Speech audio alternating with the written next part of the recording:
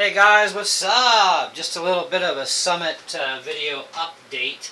I got the half shafts in today for my Summit. Wife got hers too. Anyways, turned out I ended up with 3 long and 1 short shaft that was on my Summit. You're supposed to have 2 long and 2 short. For those of you who are curious too as to the order they go in, because the manual covers squat on this, you're looking at part number 5656, which are the long shafts. One goes on the right front and the other one on the rear left. And your shorter ones go on left front and rear right. So that's for the Traxxas Summit.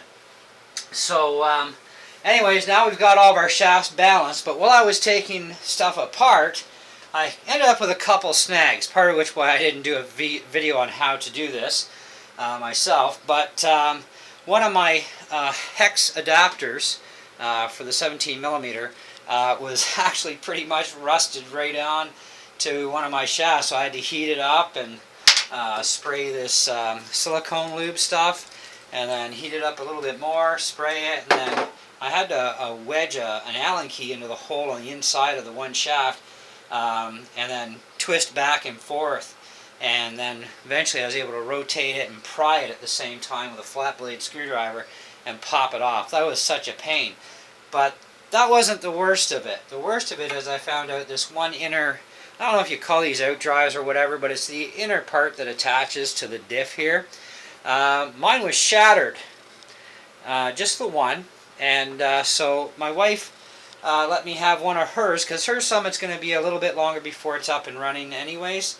And this way it got this one back together. So we ordered a new replacement of just this unit that we need. Comes with a new pin, new screws, all that jazz. Got that coming in from Dollar Hobbies, and because I couldn't get one cheap enough in Canada, and among other problems trying to find one, but Dollar Hobbies had them, and you can buy it as a single from him, so that's cool. So that'll be here in about roughly 2 weeks, and about the same time we'll have the rest of the parts to fix her Summit anyhow, so she'll get at least one of these brand new.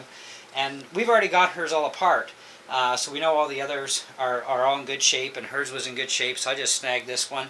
So now it's all back together.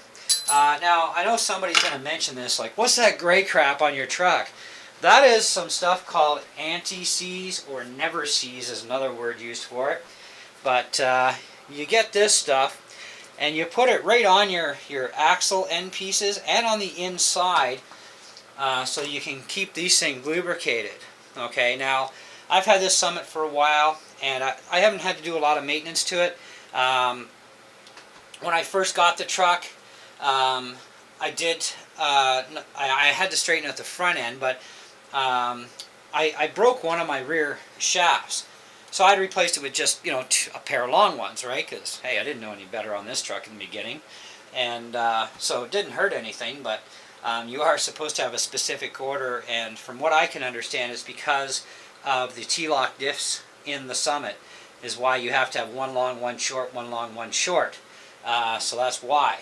Whereas the Revo, I believe, is the same length all the way around.